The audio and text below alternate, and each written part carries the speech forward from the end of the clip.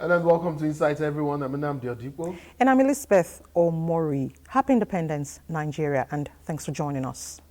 This week's episode is an anniversary special celebrating Nigeria's 64th independence anniversary. We will honor the past and inspire the future as we reflect on Nigeria's remarkable journey, which essentially is a tapestry woven with resilience, hope, and unyielding spirit. From the struggles of our independence to the triumphs over adversity, Nigeria has faced challenges that could have dimmed our light. Yet, through every obstacle, the country has emerged stronger and united in our dreams for a brighter tomorrow. And so in the next hours or thereabouts, we will delve into the echoes of our history and how that fuels the promise of our future. Isn't that right, Elizabeth? Of course, talking about history, we'll take a look at a critical sector in the nation's economy, which is the sports sector in the past 6 decades, and also assess the role of grassroots sports in the development of this all-important sector. That promises to be interesting. Let's kickstart the conversation. Whatever the issues are, the National Assembly is constitutionally empowered to scrutinize, however complex or intricate. We have involved all the academia, the members of the academia. We have involved the academies. Be it government's policies or in fact any issue of public concern. Our job is to help you gain clarity and make sense of it all. This is not really healthy for our democracy. There's a lot of agreements in terms of who has been in power longest and who becomes the governor of the state. It's also in the quality of food being consumed. After all, perception is insight. And gaining understanding is also getting insight.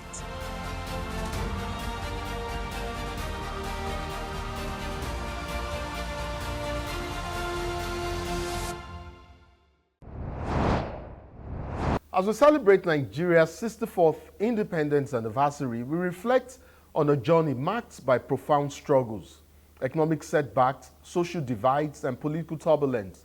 Yet, within these challenges lie the untapped promise of a giant among nations, a potential that remains fulfilled but, far from being extinguished. But how can Nigeria harness its rich resources, vibrant culture, and resilient spirit to rise again? Is there a path forward? And are we gradually seeing the reigniting of hope? I reckon there are lots of questions many want answers to, especially that one, the one that centers on if Nigeria's chance to greatness is still within grasp. Well, maybe, I may not have the answers, but maybe my guest would have all of the answers. He is Imam Mustafa Agbarire, is a clergy, but today he is here in his capacity as a public affairs commentator. By the way, the Imam is also a legal practitioner and a public policy analyst. Welcome to Insight, sir. Thank you so much, and happy independence, Nigeria. Yes, indeed. Congratulations are in order. I think it's best to begin from a historical perspective. What, in your opinion, what historical event or events do you think most significantly shaped the perception of unity and division within Nigeria? And how can we learn from, these lessons to foster a stronger national identity? Yes, thank you. And I will say again, happy independence, Nigeria. The historical struggles that birthed the Nigeria as a nation and also as a republic much later, 3 years after the independence, is full of a lot of ups, downs, and some curves. And we give kudos to our forefathers and our forebears who struggle with the colonialists in order to get Nigeria on the path of its own nationhood. You recall that Nigeria was a colony of Britain before, of United Kingdom, meaning that all laws of United Kingdom were applicable in Nigeria as at then. You recall that southern and northern protectorates were joined together and were made in 1914 to be That's the correct. protectorate. Now, at that time, and culminating into what I would call struggles by our fathers then, who insisted when they saw that Ghana, our neighbor there, Gold Coast before, earned independence in 1957. They also fought it in the parliament, and they told the British colonialists that it is time for Nigeria also to have its own independence. We are large, we have people, we have great potentials in terms of our human and also economic resources. True.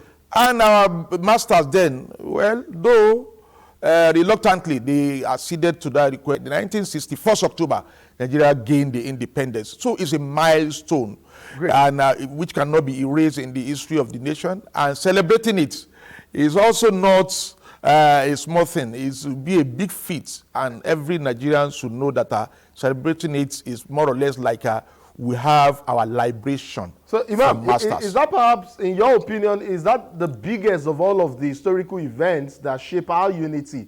You know, and in speaking about unity, that we've also, it's been a long one for Nigeria, as a matter of fact, 6 decades. Yes. You know, and we've had various experiences. There's been ups and there's been downs. Yes. You know, basically, I am wondering, you've highlighted the struggles that led to our independence. Is that perhaps for you the biggest historical events that shaped our unity? Are there perhaps other events that may not be so good that may have also leaned towards our division? But are there lessons we can learn from such experiences? Yes, thank you for that question. You see, we've come together at that point in time to show our rich heritage, especially social backgrounds. We have major languages, Igbo, we have Yoruba and Hausa. You see, those people who symbolize the Nigeria of that time, and they came together to end the struggle. Remember that this Governor General, who was Sir Nnamdi Azikiwe, was the Governor General first, before they became the Republic, and he now became the head of state that time. You remember also that Azikiwe, you know, is an Igbo man. You know that Tafawa Balewa, who became in 1963 the Prime Minister, and Awolowo too, who also became a member of the parliament, and who is also the Sinosor, or representing the Southwest. You can see that this tells you that Nigeria come together as a nation of different backgrounds and different people. Now we came together. The struggle now started. That is what led to the 1965 coup. And you know that coup, more or less like a sectional arrangement, that when a southeasterner person took over the government, and you see what happened, the reprisal from the northern side, leading to the coup and counter coup 1966, leading to the what I call the civil war between the majority northern and southwesterners and the minority southeasterners. And you know what happened between 1966 and 1970? That tells you that our unity were attacked. The fabric of unity were about to be torn, but were rescued by the resilience of Nigeria as a nation to stand together. Imam, are we learning the hard lessons? I mean, you've highlighted some of these past historical events now. I mean, like I said earlier, we sure have come a long way, and you know, but yet we continue to battle, you know, some of the same issues that we've had over the past decades. You know, in what ways can we address some of these underlying social, economic, and political inequalities that many say continue to threaten Nigeria's cohesion, while we also promote a sense of shared purpose amongst all of our citizens? Yes, our problem is just the lack of what we call patriotism. We are not patriotic as a nation. And in order for us to get over it, because is patriotism latent on leadership, or leadership and followership? It's between the two, the followership and the leadership. Two of them will share the blame. And let me tell you, honestly, we haven't gotten it right, and we should not pretend. In order to get it right, we need to have what I will call equality before the law. And our Constitution has really made provision for that. See Chapter 2, Fundamental Objective and Direct Principles of State Policy. They are there, that no Nigeria should be more placed than another Nigeria. Equality in the governance, equality in the sharing, equality in appointment. Every Nigeria should have a say in the affairs of governance. But, well, we are struggling with that, and that is what's permeated into our culture so much that we are very egocentric. We are also very tribalistic.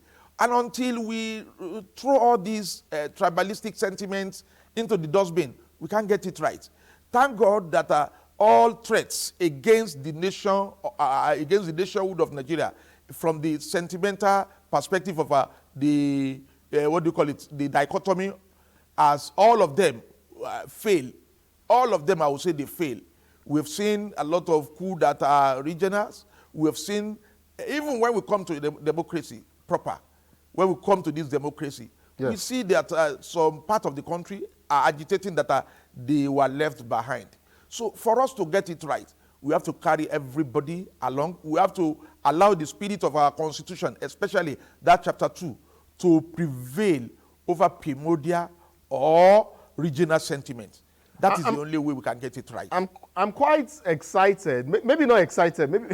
Maybe excited is not the word, but I'm quite intrigued that you've thrown up a couple of issues. I mean, you brought a couple of issues into the mix, and I think we should dial down on some of the issues that you've brought up. You talked about dichotomy. You've talked about rule of law. You've talked about equality. I mean, it reminds me of that book, that very popular book that we, as most of us have read, you know, The Animal Farm, where, well, rationally, as they claimed to be, all animals were equal. But you and I read that book, which, of course, is a satire. And we found out at the end of the day that, yes, all animals may be equal, but some are more equal than the others. Yes. A lot of times, and over the years, we've seen that play out here in Nigeria. And, you know, over the years, I personally have questioned, you know, that rationale, the rationale for prioritizing, you know, indigenship over citizenship. And I think that, I reckon it just may be responsible for some of the issues we've had. You know, issues of, you know, this clamor over this equality that you've talked about. This issue over, you know, who owns where, who is, you know, and all of that. I mean, I think that they have, this issue has created further divide amongst our people, as it were. So, in essence, my question to you is, how do you think in closing this gap of ethnic division, which I dare say is flourishing in Nigeria, I'd like to ask, how do you think Nigeria and Nigerians can leverage its diverse cultures, languages, traditions, and, you know, as strength rather than divisions? And Imam, what role do you think education plays in this transformation that we're looking at? Yes, thank you for the question. You see, over time, we've seen that our leaders of yesterday, they have done very well to make this nation remain intact. They have done what we call intermarriages. You see a man from Bauchi marrying a woman from Kwara, Ilorin, or from Lagos. You see also a man from Niger marrying a woman from Delta. So, and also even from the Igbo community, we do a lot of intermarriages. So, in order for us to cement the nationhood and Nigeria as one nation, where everybody will have a bite on the cherry, all we need first is for us, number one, to continue to cultivate that habit of intermarriage. When we intermarry, you will not want your brother to, your in-laws, to be attacked by you. You also love your in-law because you know that your children have some affinity with that part of the country. That is number one. You've talked about education. Education is very key as well. See what happens in America. With the education that they have, all of them are immigrants, of course, but they use education in order to leverage on their nationhood, and they love their nationhood. Civic education is important. When you learn civic education, you learn how to promote the national cohesion. When you learn civic education, and that is why I'm saying that education is important. Somebody that is not educated will only say that, it is me, it's our turn. But when you are educated, you know that with democracy, things are shared, and it's a game of number. When you see what is happening, you can see the gallant in the last election. You see the Atiku Abubakar from the north. You see the Peter Obi from the southeast. You see the Bola Ahmed Tinubu, our president and commander-in-chief, from the southwest. That tells you that that is how we can get it right. And when they fought it, the battle was won by somebody. They went to the court of law. That is also part of the education, that you know that you don't resort to self-help, but rather you go to the court of law, tribunal, then to the court of appeal, then to the Supreme Court. And at the end of the day, everybody say, well, the rule of law will prevail. And that is also part of what I call education. You know, that saves us a lot. We will have resorted to violence, we will have resorted to divisive tendencies. But we know that with education and with rule of law, that we know that the nation can be safe, and it was safe. So by and large, what I'm saying is that education is key, and intermarriage syndrome is also very key. When we intermarry, you love your brother and you keep your brother. So in essence, our traditions, our culture, as diverse as they may be, yes, you know, are strength, and we should capitalize and utilize them. Yes, that is what I mean to say, that despite that division, when we use that division, we can get it right. That will give us what I call, when we divide, we fail and we fall. When we unite, we stand together. Like they always say, united we stand, divided we fall. That is the only thing we can do. It is even better, it's the best. You see, when we are doing our cultural displays, you see that when they come with that of the Yoruba dances, the dancers, you love it if you are an Igbo person. When you see the rhythm of the Igbo, you love it. When you see the Hausas and the Fulanis, they also display their own. You love it. So that it will be a strength for us, rather than for it to be our weakness. Coming together, honestly, is the best way. We have resources. When I bring my own Babariga from the north and you wear it in the southwest, you will love it. When you take it to the southeast, you see the dresses of the southeasterners when they are doing occasions. When a Yoruba man wears it, it fits him better. You even feel it that, yes, you are doing what intercultural exchanges. So when we get it from that perspective, we'll get it right. We will get it right. Yes. But even now, Imam, even now, as we speak, we have pockets of communities and nationalities, you know, still who feel marginalized for some reasons. And yes, we have a handful of groups still agitating for secession from the collective, you know. What role do you think leadership can play in calming frail nerves, and perhaps what mechanisms can be put in place to ensure that, you know, those voices of those marginalized communities are heard in national dialogues, thereby reinforcing a sense of belonging and shared destiny? Yes, we've done a lot of national dialogues. We have them in the... But dialogue is a continuous process. Our problem is we don't put them into the practicals. Honestly, our leaders are not sincere. We should allow everybody, like I say, our constitution is very rich. We should allow everybody to have a sense of belonging in this country. See what they talk about these organizations that they establish, and the Constitution recognizes it. That is the federal, what do you call it? Where you have people that you employ into the government work. The Federal Character Commission. That's correct. FCC is there. It is to also allow every part of the country to have a sense of belonging. But what do we see? You realize that a section of the country is bigger than another section in terms of the opportunities. Unless, and also, see this idea that people have mooted, that this our democracy, in order for us to get it well, we can do 6 years of one term for every person and let it rotate. That is what they call rotational presidency. True. If it rotates, the southeasterners, it comes to the southwesterners, it goes to the north. That is another option on the table, so that everybody will say, yes, at least I belong to the country.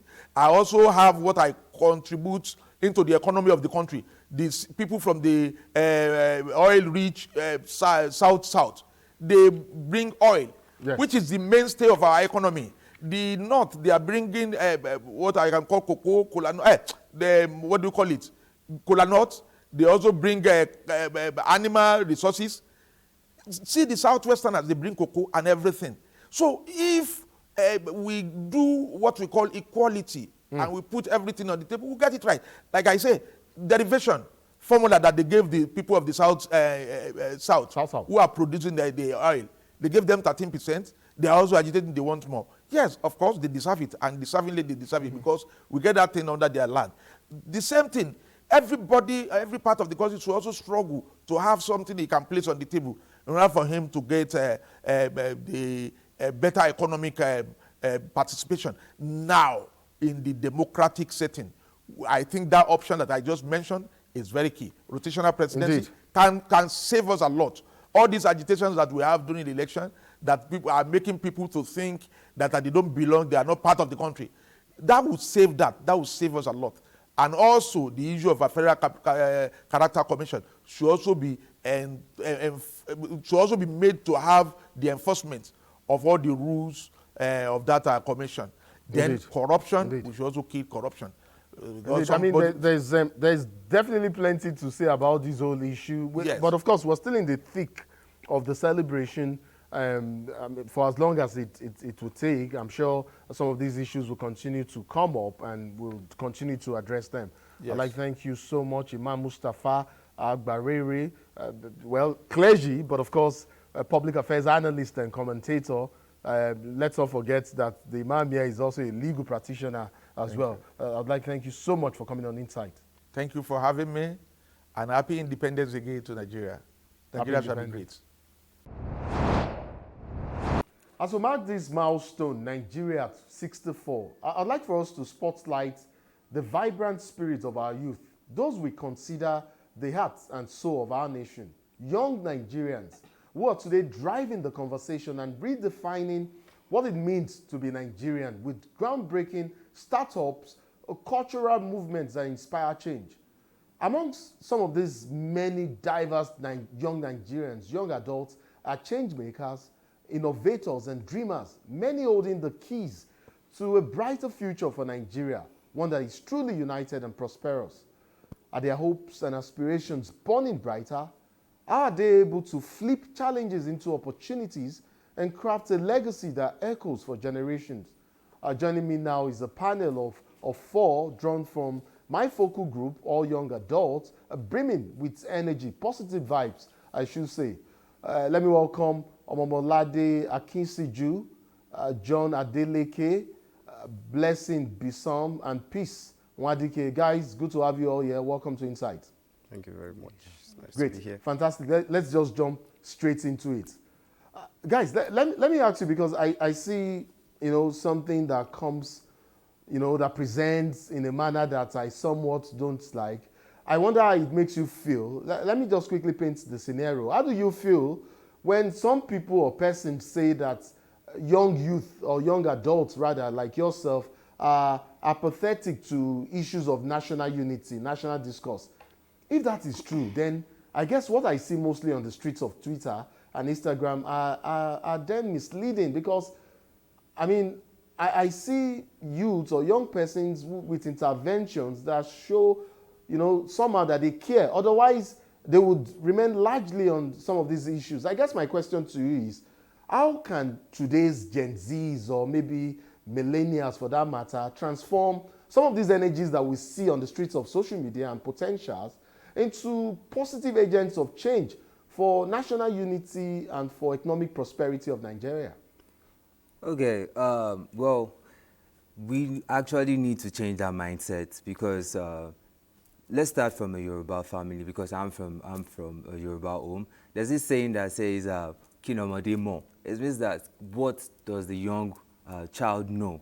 So they have this mindset that, okay, you are young, you don't understand these things, you don't have the experience in these things, so you can't really undo the pressure, you can't undo the responsibility of national development or national unity. So I think that mindset needs to be changed, and we need to give the youths more voice, a representation. You know that, okay, yes, you have an interest in this. Let us develop, let us grow you, let us groom you. And how we can change that as youth is by engaging in more community programs, community development. Civic engagements. Yes, civic engagements, engaging in them, joining political parties, not by joining with mouth, but registering in political parties, attending town hall meetings, looking at how you can think outside the box and even change that mindset. Because we as youths, we have different patterns as which we can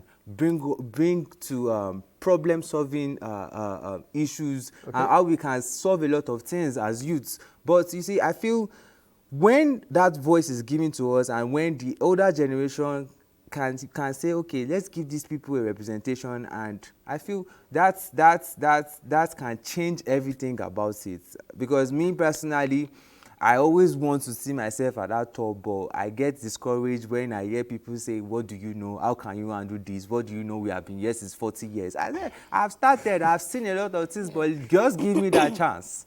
So that's just exactly. it. Yes. Like they don't give us the opportunity to express our civil rights well. Like they feel we don't know anything yet. Like we are not mature enough to handle like what he said. We're not mature enough to handle the responsibilities, and it discourages a lot of us. Me in particular. But Blessing, that is not what I see on social media. Nobody tells you to take what on social media. You are forceful. You are almost fierce. In fact, there are people that they reference as pen warriors, Twitter warriors, Instagram champion. I mean, you see all sorts of names on the streets of social media, and you see young adults who are bold, who are fierce in their thinking. They bear their minds on issues of national discourse. Why don't we see that translate into the real world? John?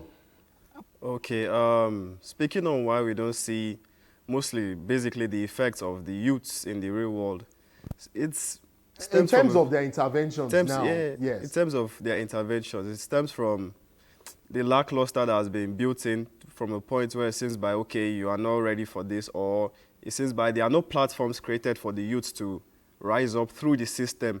It just seems that you have to find one way, you have to force it. We youths are looking for how it's going to be like integrated with us, not just that it's going to be something whereby you say, okay, you have to, when you're older, that you now stay, you want to just walk yourself into it. It's not going to feel very smooth for most of us, because most of us don't function like that. We like being interested in the thing itself beforehand, not that when it comes something that, oh, it's by fire, by force that you have to engage in it. So that's where we don't see some of the youths intervening or see them engaging properly with most of these scenarios. Blessing, do you, I said peace rather. Do you agree with most of what your colleagues have said? I mean, some of them, John appears to think, okay, yes, there's this lost cluster attitude from young adults. Lade actually thinks that, look, youths are doing more or plenty. Where do you stand on this issue, on this subject matter? Okay, I agree with Lade, Blessing, and John, but I would like to add something else. I feel like if the older generation took us more seriously, we are interested in politics. We are interested Are you sure the older generation does not take you seriously? I would say that they do not take our ideas seriously. They do not take them seriously enough, or to some extent. They feel like since we are young, and most of our ideas are childish or childlike, so I'll use those terms. But I feel like if they would take our ideas seriously and try to follow them up, you can build on an idea. You just don't have to like follow that idea. You can build on an idea that a younger person has given you. Like, I believe that there are some young people that are going into politics. Like, there was this actor. You guys are all about politics.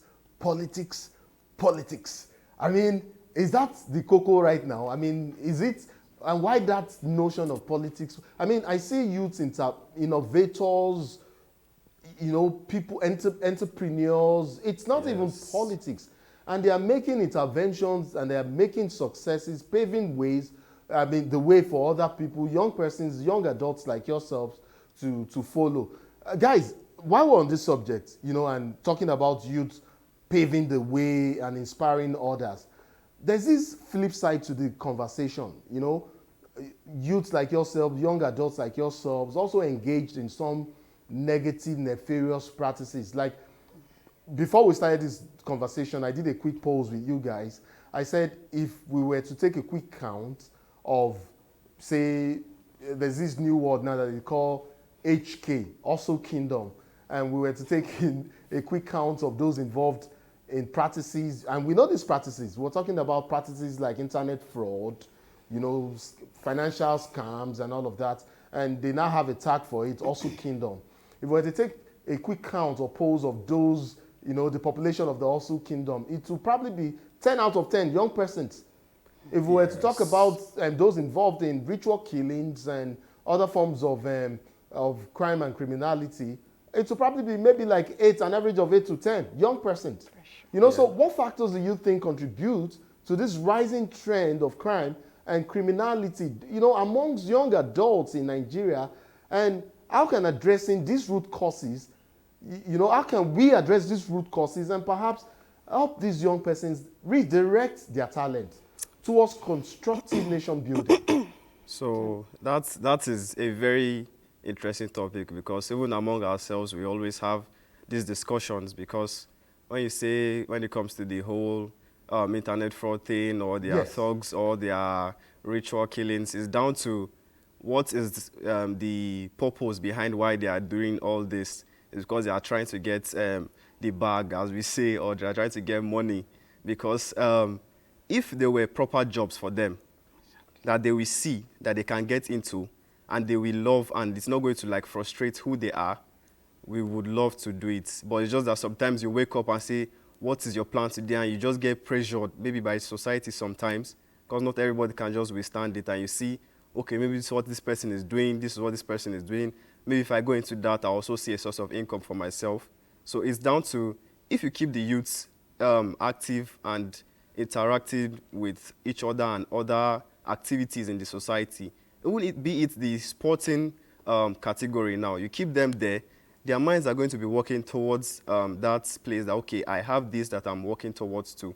But an idle mind that just sits around and sees that, oh, where's my life going, that things are not looking good, I need to, by fire, by force, I need to forcefully, I want to take this into my own hands. It's going to lead to disastrous results, which will thereby affect the economy and affect ourselves, and generally just make everything go downwards and spiral downwards as a whole. So to add to that, I'll just say it's frustration.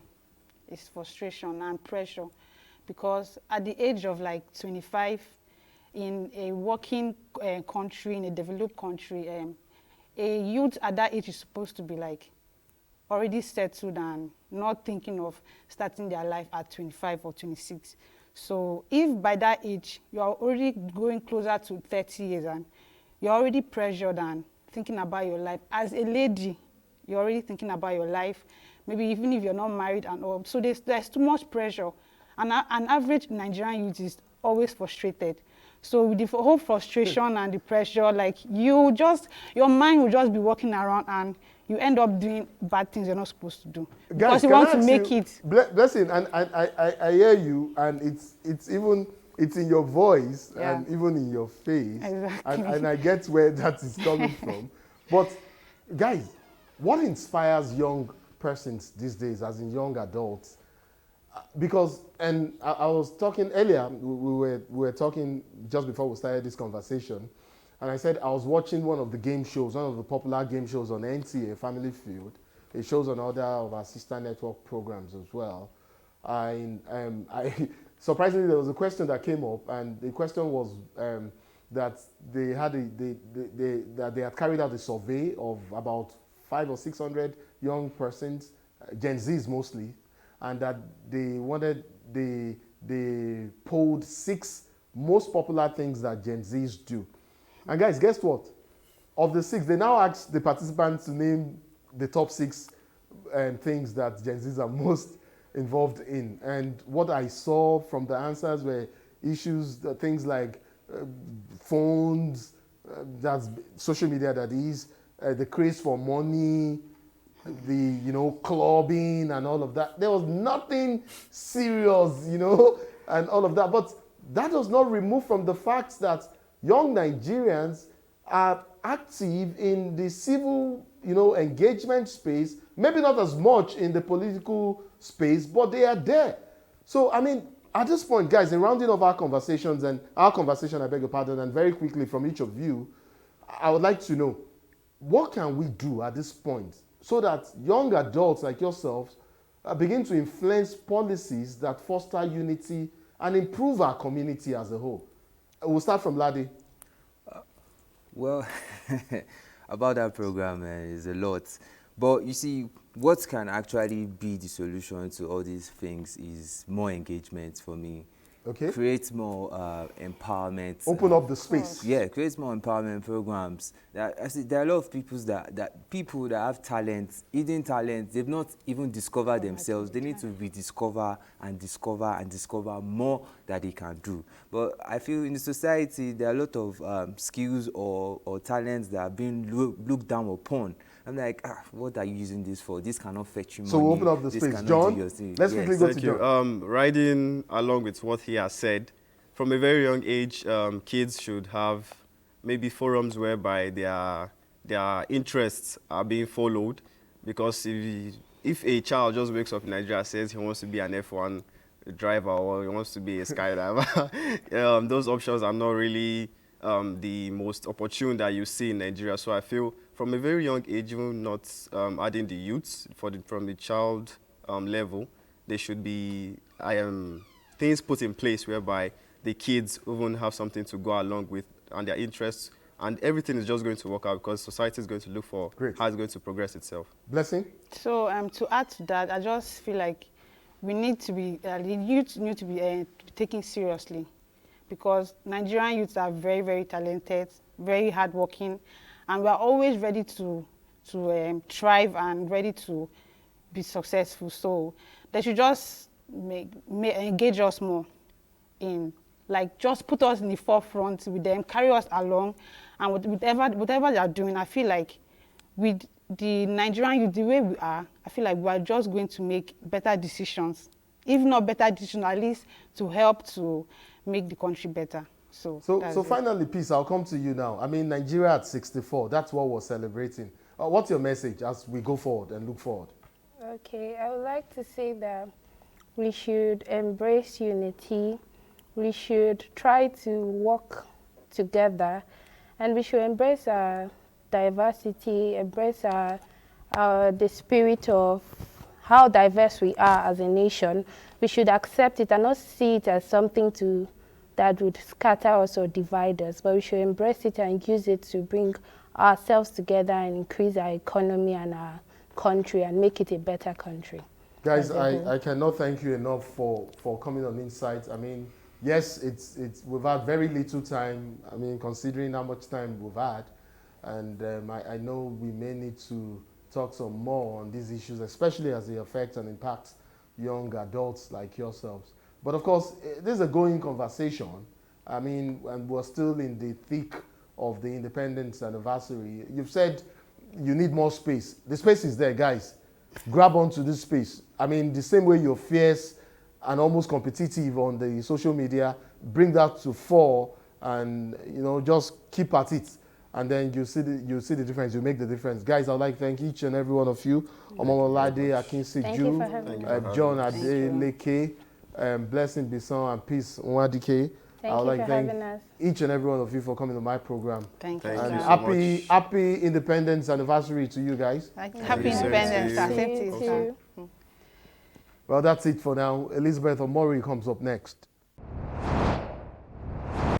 Nigerian sports, though, gained prominence in the 1950s when the nation had its first appearance in the Helsinki Olympic Games in 1952 and its first victory in 1954 at the Commonwealth Games in Cardiff.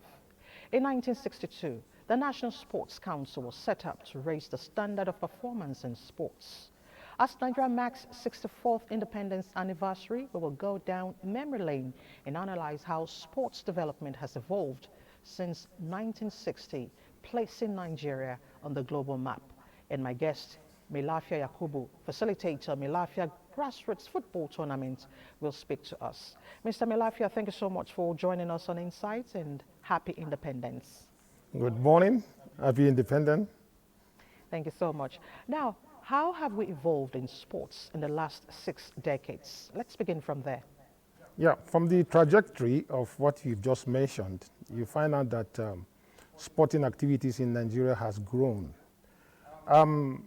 It has started from the the 1950s before independence to what we have now, eventually having a lot of commitment from the government and from individuals for excellence in sporting activities. What we should be able to look at is be able to put more effort and invest more in sporting activities, because that will have given us an edge in employing our teeming youths who are very, very energetic and having enough energy to dissipate it. Sporting activities recently has been nosediving, not because of anything, but because of the fact that attention has not been given so much to it.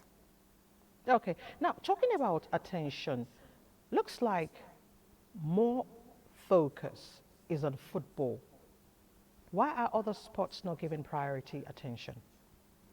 Well, you see, some sporting activities or games are not even are known by some Nigerians, because some of these games are played in a very, very secluded area where not everybody knows about it. But if you go to the villages where we have this, where we don't have this facility, people know only football. Because if you ask every Nigerian in every village, you ask which sporting activities do you know, the first they will tell you is football. And because it is very easy, you can play it on the tar. You can play it when you have 2 stones, you just put it. When we are kids, that's what we do. We put stones and then we look for rubber and tie them and we play. That's football for us.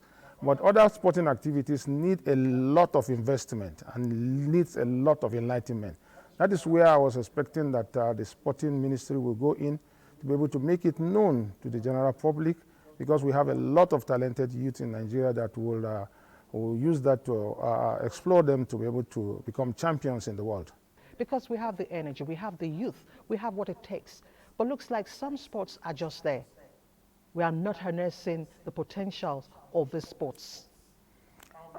Just like you mentioned, attention has given, but we need a deliberate effort. This deliberate effort has to come from individuals and also corporate organizations, where they will come in to assist the government and also assist the ministry and find ways of making sure that this sport comes to light and getting youth to be part of it.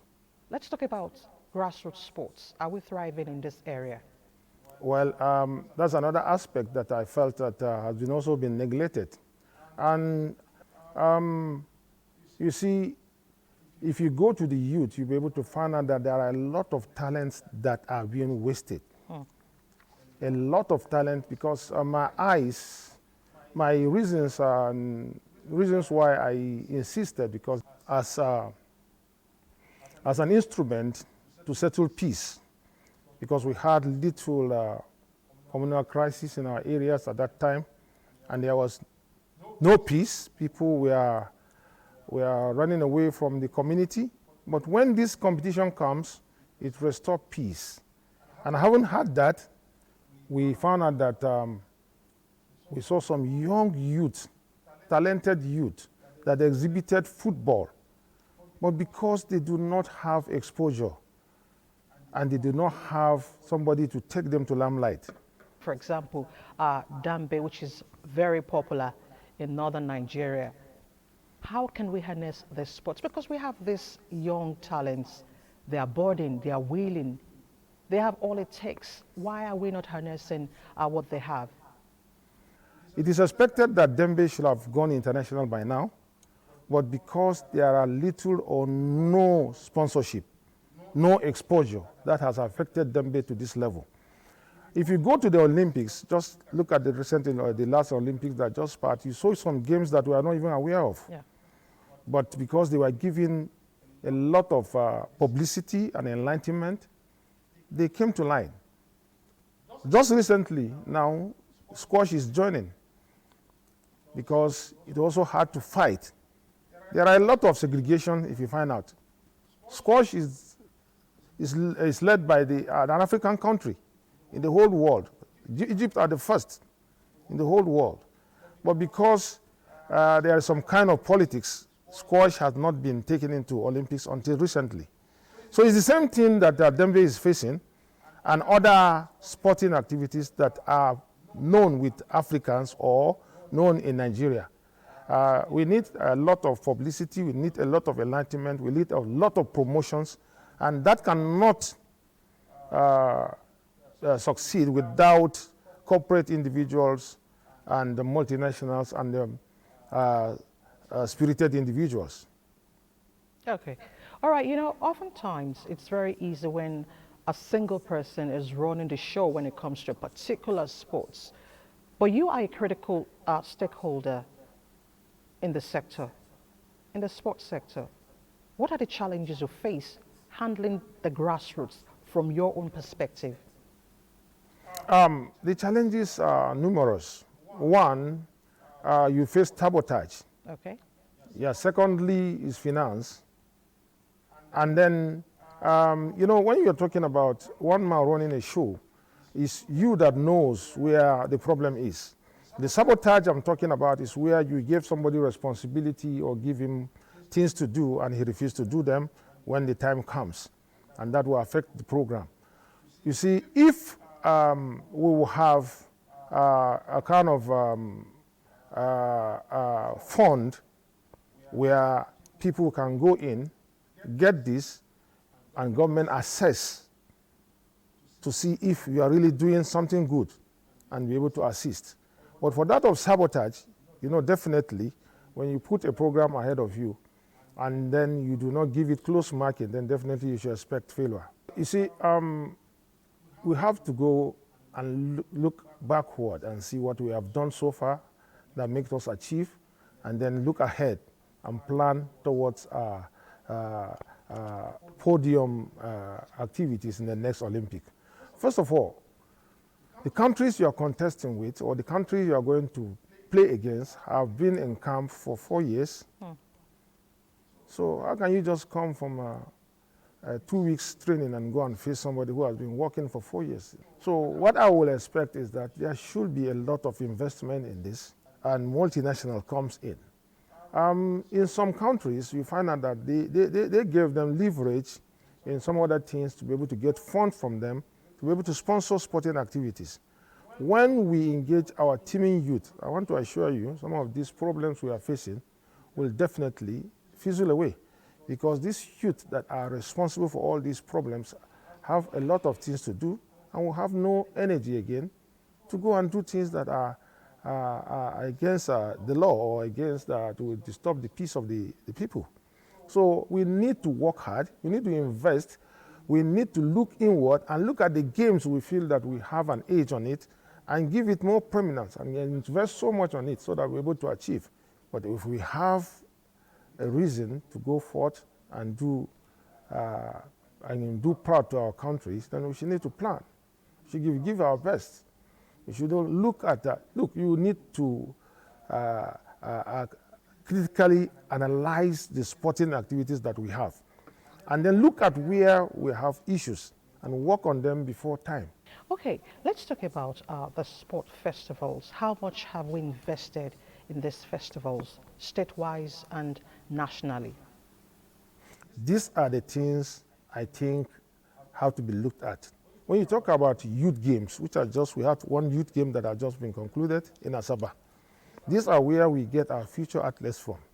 You harness them from there, work on them, they go to the National Sportive Festival, you also look at them, harness them from there, take them to camp.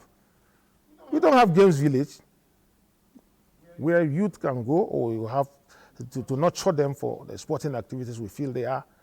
We don't have academies that are run by the federal government. We only have academies that are run by private individuals who, of course, are running it for the purpose of making profit.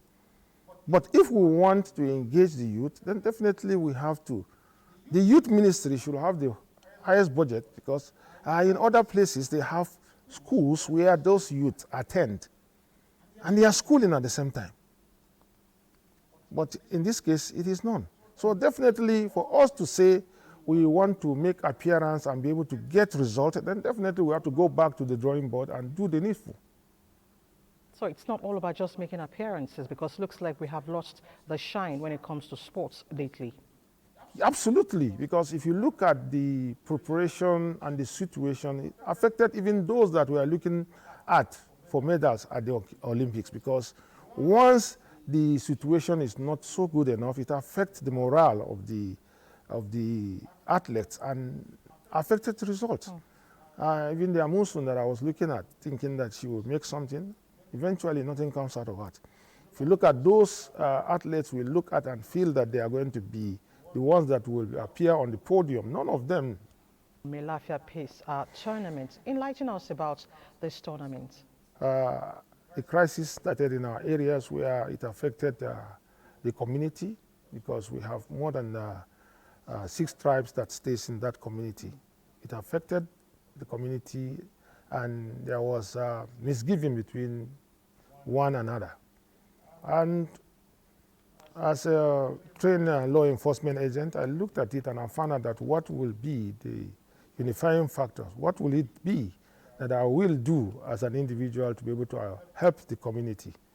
I brought about this football tournament because, you know, youth are the foot soldiers. They are the ones that are at the forefront of fighting this communal crisis. The same people you are fighting and you are coming to the field, what will happen? That was the question. And I remembered vividly a community leader came to me and said, we had a quarrel with you people and this thing is happening and you are bringing this football. And you know football, they don't end it peacefully most of this time. So if this thing happen again, there will be a problem. I said, well, I am here to bring us together. If you feel it's going to affect you, fine. But as for me, I feel this is the best way we should start by now. And lo and behold, it comes and passes. It ended up peacefully. And people started mingling where we cannot go, where they cannot go, people started going, and that is the beginning.